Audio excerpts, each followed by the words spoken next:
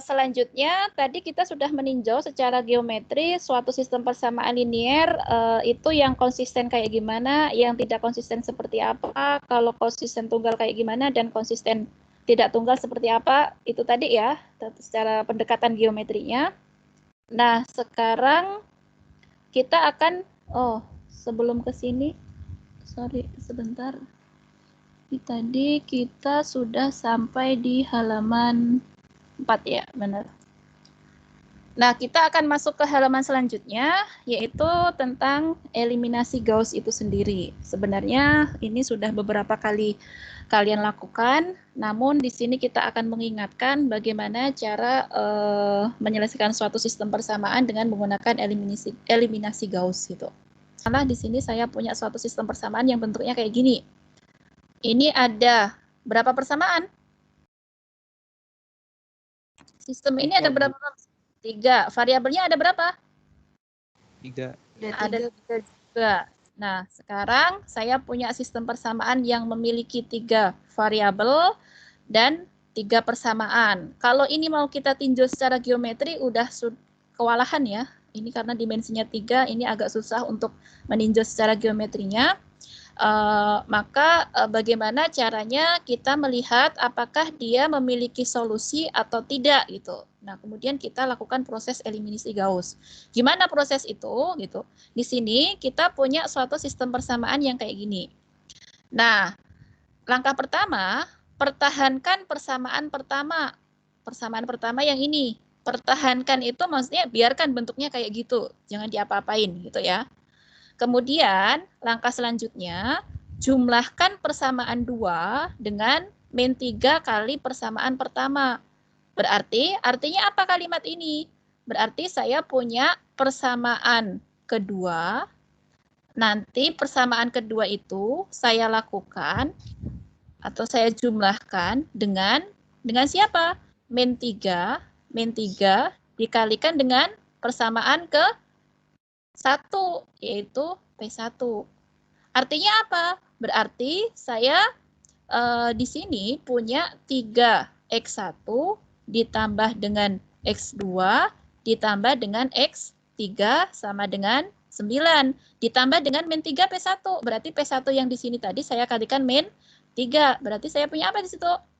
Min 3x1 ditambah 3, min ya.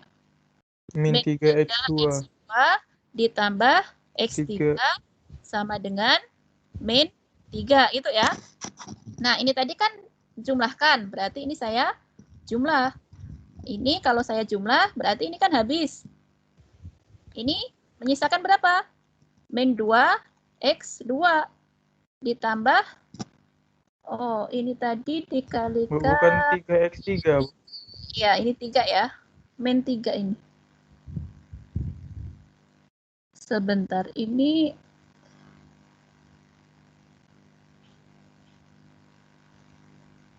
min kena min jadi plus ya, bener ya? Oke, berarti ini jadi berapa? 4x3 sama dengan 9 dikurangi 3, 6. Nah, berarti kalimat ini menghasilkan persamaan baru yang tidak lain saya tuliskan di sini. Kayak gitu ya. Paham? Paham, Bu. Nah, kemudian kalimat selanjutnya, tambahkan persamaan ketiga, berarti persamaan ketiga kita lakukan suatu operasi, persamaan ketiga ditambah dengan min 1 dikalikan dengan persamaan pertama. Persamaan pertamanya itu tadi, yaitu persamaan pertama. Berarti hal yang sama kita lakukan tadi. Ini tadi proses ini kita ulangi, namun operasinya ganti ini gitu ya. Nah, kalau ini kita lakukan, nanti saya akan punya persamaan ini, kayak gitu. Oke, paham sampai sini? Selanjutnya, kalau saya sudah punya sistem persamaan yang sudah saya operasikan yang seperti ini tadi, saya akan menghasilkan sistem persamaan baru yang ini. Nah, sistem persamaan baru yang ini, yaitu yang harus kita lakukan, itu adalah pertahankan persamaan 1 dan persamaan 2. Jadi persamaan 1 sama 2, biarkan aja kayak gitu. Berarti ini saya tulis lagi, persamaan 1 sama 2 kayak gitu. Kemudian yang perlu kita operasikan itu adalah persamaan 3. Dengan cara apa? menjumlahkan persamaan 3 dengan min 1 persamaan 2. Berarti persamaan 3 itu kita lakukan suatu operasi, yaitu persamaan 3 saya jumlahkan dengan min 1 persamaan 2. Kayak gitu. Nah, kalau operasi ini saya lakukan, artinya apa? Berarti persamaan 3 yang ini tadi, jadi kan min 2 X2 ditambah 5X3 sama dengan 7. Ditambah dengan min 1 P2. P2-nya ini, berarti dikalikan min 1. Berarti menghasilkan berapa di situ? 2X2 min 4X3 sama dengan min 6, gitu kan ya? Kemudian saya jumlahkan. Ini akan menghasilkan berapa? X3 sama dengan 1. Tidak lain ini, gitu kan ya? Iya. Nah, artinya sistem persamaan yang baru saja kita olah tadi, saya akan mendapatkan sistem persamaan baru lagi, yaitu ini, yang ini. Nah, dari sistem persamaan yang ini tadi, sistem persamaan yang terakhir ini tadi, kemudian kalikan persamaan 2 dengan min setengah, sehingga saya dapat persamaan ini. Tujuannya apa? Tujuannya untuk membuat koefisien dari X2 itu 1. Makanya saya kalikan dengan min setengah di semua suku yang ada di persamaan 2. Sehingga saya mendapatkan persamaan 2 yang baru menjadi seperti ini. Kemudian yang lainnya kan suku pertama dari X1 dan X3 kan sudah 1 nih. Berarti ini tetap nih kayak gini. Nah, dari sini kita punya sistem persamaan yang paling akhir yaitu kayak gini. Nah, dari sistem persamaan yang paling akhir ini, saya sudah melihat bahwa di sini X3 sama dengan 1. Oh, di situ X3 sama dengan 1. Saya sudah dapat nih solusi X3-nya. Gimana saya mendapatkan X2 sama X1? Berarti saya lakukan solusi balik. Solusi balik itu ya X3-nya saya masukkan ke persamaan kedua. Nanti saya akan dapat persamaan 2, yaitu saya akan dapat X2, yaitu X2 sama dengan min 1. Nah, X2 sama dengan min 1. Kemudian nanti saya solusikan balik ke sana lagi. Nanti saya akan dapat X1 yaitu sama dengan 3. Ini adalah suatu proses eliminasi Gauss kayak gini. Nah, sebenarnya apa yang kita lakukan dalam menyelesaikan sistem persamaan ini? Yang tadi kita lakukan untuk contoh yang tadi, ini sebenarnya kita sudah melakukan suatu operasi, yaitu yang disebut sebagai operasi persamaan elementer. Secara umum, persamaan elementer itu ada 3, yaitu tadi pertama menjumlahkan satu persamaan dengan hasil perkalian antara konstanta dengan persamaan yang lainnya. Dinotasikan kayak gini, persamaan keberapa, berarti persamaan keberapa tersebut saya jumlahkan dengan alfa persamaan ke K. Notasi matematisnya kayak gini. Kemudian mengalihkan persamaan dengan konstanta yang tidak nol. Yaitu misalnya tadi persamaan ketiga saya kalikan dengan 10, berarti nanti ya 10 dikalikan dengan persamaan ketiga, notasi matematisnya kayak gini. Kemudian menukar dua persamaan, tapi yang tadi contoh tadi kita belum lakukan ya, tapi di operasi baris elementer itu berlaku operasi penukaran dua persamaan. Simbol matematisnya kayak gini, persamaan ke J ditukar dengan persamaan ke K, yaitu kayak gini, PJ ditukar dengan PK, kayak gitu. B ini maksudnya, ini harusnya persamaan ya, P. Saya ganti di sini, ini adalah notasi P. B ini P persamaan artinya. Kayak gitu. Nah, selanjutnya, tadi ketika kita melakukan operasi persamaan elementer, dari persamaan awal, set persamaan awal misalnya tadi saya punya A11X1 ditambah A12X2 ditambah A13X3 sama dengan C1 misalnya gitu ya. Kemudian A21X1 ditambah A22X2 ditambah A23X3 sama dengan C2, kemudian A31X1 ditambah A33X2 ditambah dengan ini A32, ini A33X3 sama dengan C3. Tadi kita lakukan operasi persamaan elementer, itu tadi kita menghasilkan suatu persamaan baru, misalnya sistem persamaan baru, misalnya X1 ditambah dengan C2, B ya, B11X2 ditambah B X3 sama dengan D1, misalnya kayak gitu ya. Kemudian di sini saya menghasilkan X2 ditambah B23 X3 sama dengan D2. Kemudian terakhirnya kita menghasilkan X3 sama dengan misalnya D3 kayak gini. Nah, tadi awalnya kan kita punya sistem persamaan awal yang kayak gini. Kemudian kita lakukan operasi persamaan elementer menghasilkan sistem persamaan yang baru kayak gini. Nah, apakah solusi dari ini itu akan sama dengan solusi yang ada di sini gitu? Ini akan sama ya. Kenapa seperti itu? Ini dijamin oleh teorema yang kayak gini, yaitu teorema sistem ekuivalen. Nah, jika suatu sistem persamaan linear diperoleh dari sistem persamaan linear yang lainnya dengan melakukan operasi persamaan elementer, maka dua persamaan tersebut ekuivalen. Aslinya ekuivalen apa ya? Kalau X1, X2, X3 solusi dari ini itu juga merupakan solusi dari sistem persamaan awalnya. Ini kan di persamaan yang tadi dia memiliki solusi kan ya? Solusinya tunggal atau banyak di contoh yang tadi kita bahas?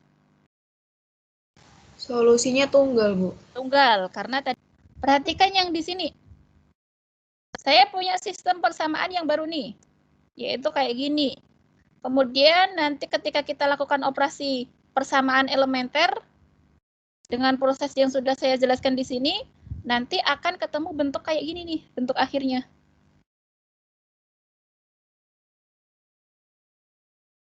Coba perhatikan yang saya lingkari. Ada yang aneh nggak di situ? 0 sama dengan min 15.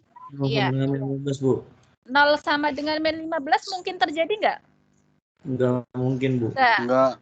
Nah, sistem persamaan linear yang seperti ini tadi, ketika kita lakukan operasi persamaan elementer, ternyata dia menghasilkan bentuk yang kayak gini nih.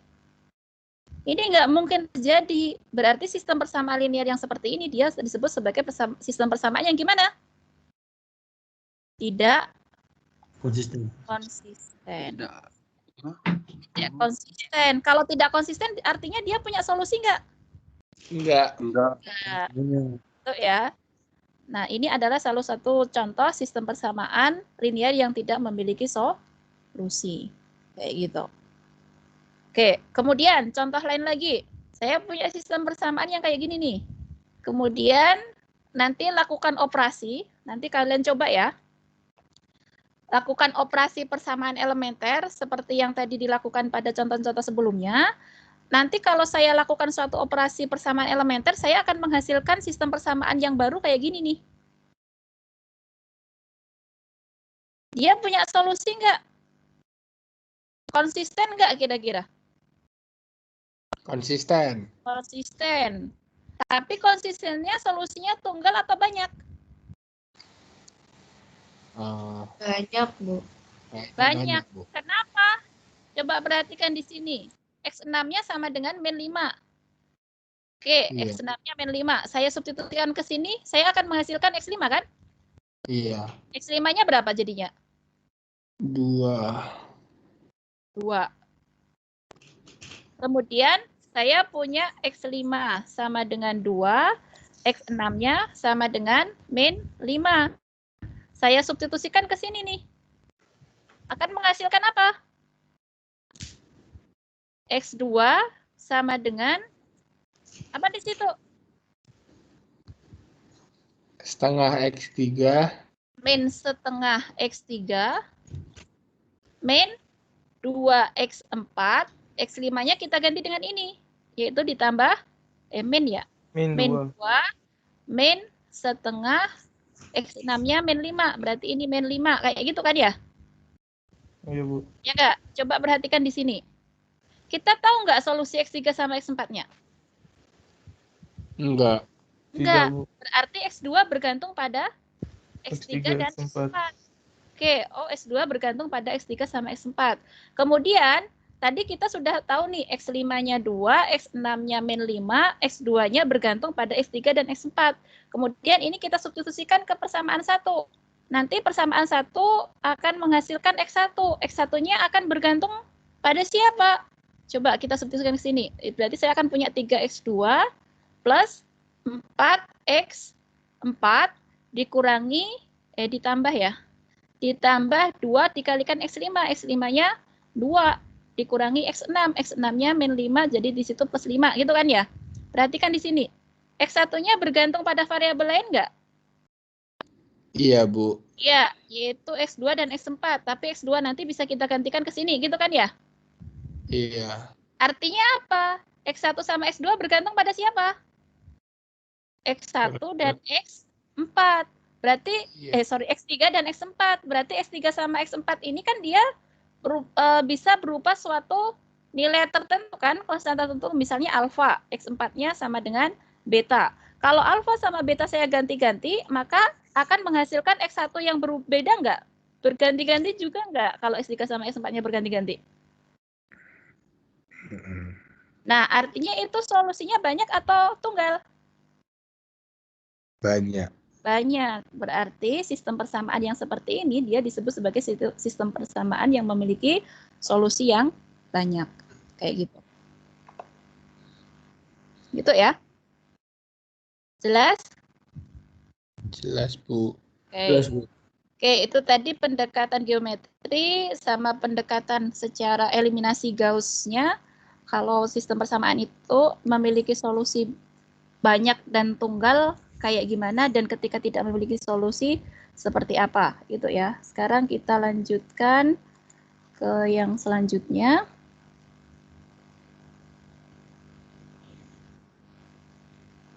Kita akan mempelajari polanya.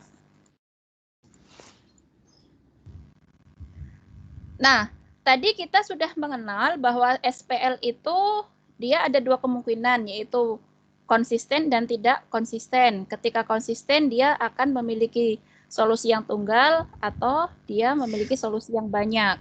Nah, sekarang kita akan mempelajari pola-pola SPL itu ketika kita lakukan operasi eliminasi Gauss, itu nanti akan menghasilkan pola yang seperti apa gitu ya. Nah, dari pola itu nanti kita akan bisa sistem persamaan tersebut punya solusi banyak, tunggal, atau malah tidak punya solusi itu. Namun yang akan kita pelajari ini adalah kasus yang seperti ini. M kurang dari N. Artinya apa? Persamaannya, jumlah persamaannya kurang dari jumlah variabelnya. Kalau saya punya jumlah persamaan misalnya 3, saya punya sistem persamaan linear yang memiliki 3 persamaan dan memiliki 5 variabel, maka nanti kita bisa melakukan suatu operasi baris elementer atau operasi persamaan elementer dengan menggunakan eliminasi Gauss tadi, maka kita akan ketemu sebanyak 5 pola. Pola yang pertama itu akan menghasilkan bentuk yang seperti ini. Perhatikan, bulat hitam ini artinya ada angkanya ya. Kita punya angka yang seperti ini, ada angkanya. Maksudnya angka di sini ya bisa 1, konstanta gitu. Konstanta berapapun di sini gitu ya. Nah, ketika kita menjumpai pola akhirnya, setelah kita lakukan operasi persamaan elementer kepada SPL itu, maka ketika polanya bentuknya seperti ini, dia adalah SPL yang konsisten. Tapi konsistennya itu dia memiliki solusi yang banyak. Artinya solusinya tidak tunggal. Nah, kalau tidak tunggal, dia nanti akan memiliki sebanyak 2 parameter yang akan menjadi keluarga solusi. Maksudnya apa? Misalnya, saya katakanlah punya di sini 1, 2, 3, 4, 5 gitu ya. 1, X1 berarti gitu ya. Ditambah dengan X2, ditambah X3, ditambah dengan X5 sama dengan 5. Misalnya kayak gitu. Kemudian di sini 1, 2, 3, 4. Berarti saya punya X2 plus X3 plus ini kurang 1 ya. Ini plus X4 gitu. Bentar. Saya punya X1 plus X2 plus X3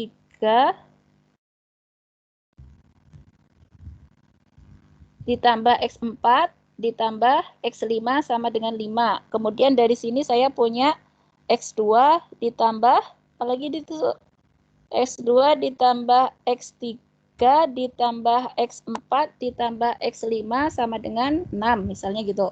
Kemudian yang terakhir polanya saya punya X3 ditambah X4 ditambah X5 misalnya 7. Nah, berarti dari persamaan yang terakhir ini, saya akan punya X3 kan? X3-nya berapa? 7 dikurangi X4 min X5, gitu kan? Nah, ini solusi X3-nya. X3-nya dia bergantung pada X4 dan X5. Kalau saya substitusikan ke persamaan 2-nya, maka nanti saya akan dapat X2. X2 yang gimana? X2 yang bergantung pada X4 dan X5 juga kan? Nah, kemudian nanti saya substitusikan balik lagi ke persamaan 1. Maka nanti saya akan dapat X1. X1-nya nanti juga akan bergantung pada X4 dan X5.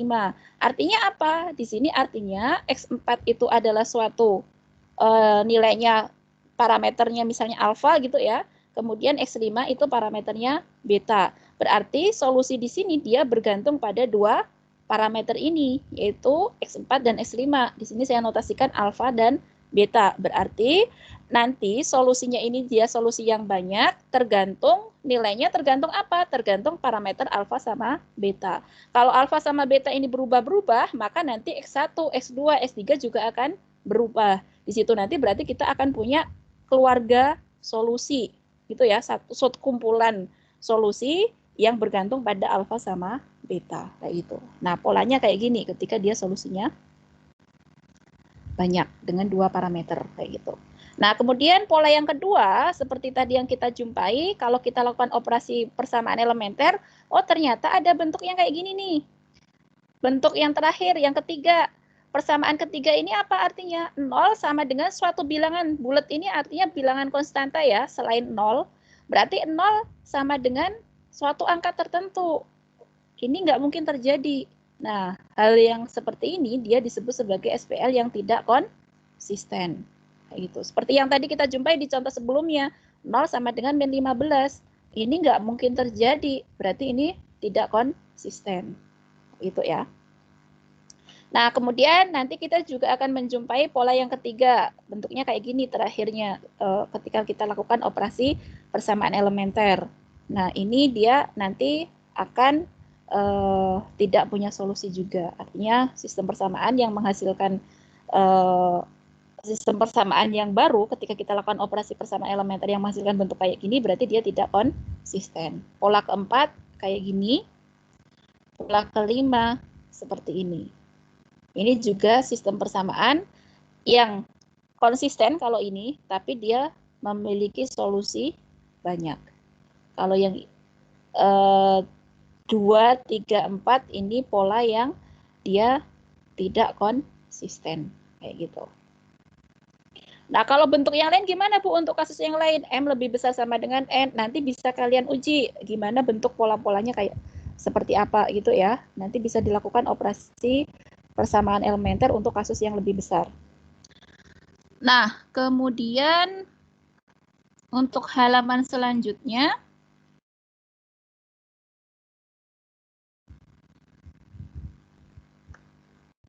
kita akan mempelajari beberapa terminologi yang nanti akan kita pakai ya.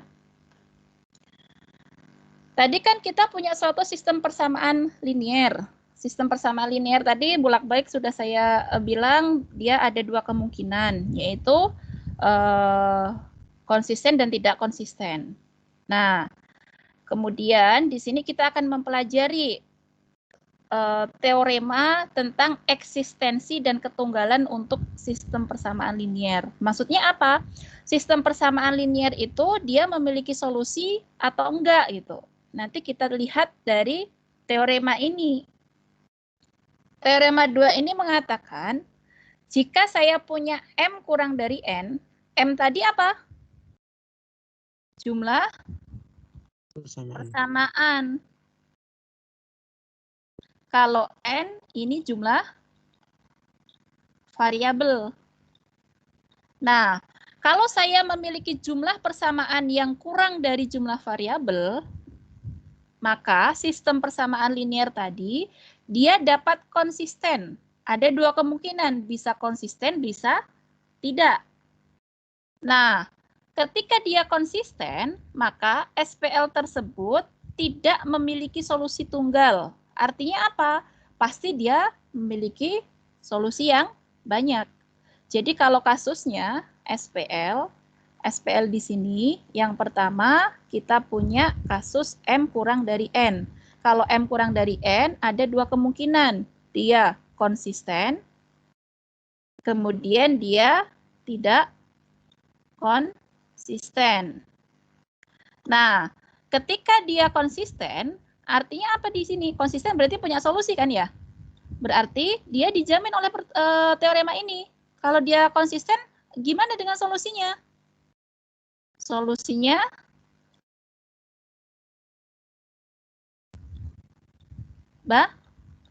banyak. Di sini kan kalimatnya dia tidak tunggal kan? Tidak memiliki solusi tunggal, berarti solusinya banyak.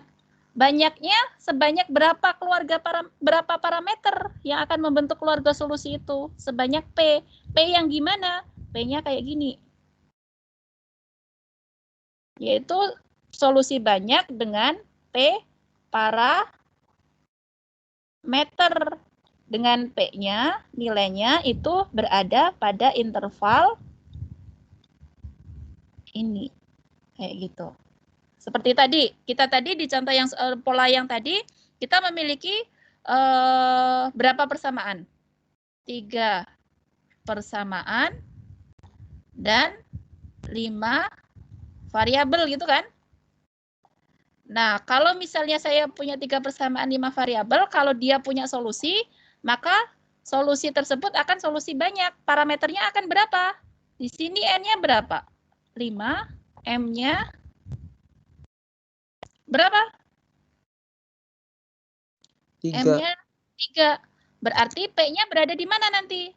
P-nya berada di 2 kurang dari sama dengan P kurang dari sama dengan 3. Itu. Nah, di pola yang tadi kan kita menemukan ada berapa? 2. 5 nggak, Bu? Kenapa? Yang 3-nya itu sasnya 5 nggak, Bu? Antara 2 dan 5. N min M kurang dari sama dengan P kurang dari sama dengan... Oh ya, sorry, 5 di sini. Kayak gitu. Gitu ya.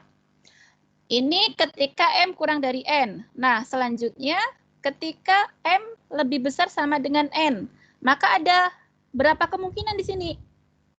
Sistem persamaan tersebut akan konsisten atau tidak konsisten. Sama ya. Dia akan konsisten atau tidak konsisten. Namun, perhatikan bedanya. Ketika dia konsisten, maka apa yang terjadi? Kalau sistem persamaan tersebut konsisten, apa yang terjadi? Solusinya gimana? Ini apa? Tunggal. Solusinya tunggal. Itu ya.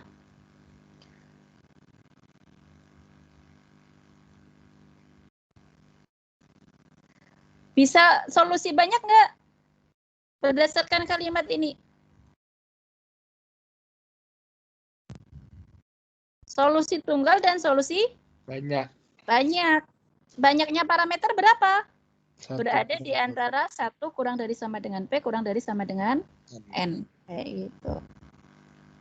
Seperti itu ya. Ini teorema tentang eksistensi dan ketunggalan sistem persamaan linier. Kemudian teorema yang ketiga. Teorema ketiga ini setiap sistem persamaan linier bisa jadi tidak memiliki solusi, kemudian memiliki solusi tunggal atau memiliki solusi tak hingga. Ini tadi sebenarnya sudah kita ulang-ulang ya. Bahwa sistem persamaan linier ini memiliki 3 kemungkinan, yaitu memiliki solusi, kemudian tidak memiliki solusi, kemudian ketika memiliki solusi, solusinya tunggal atau banyak.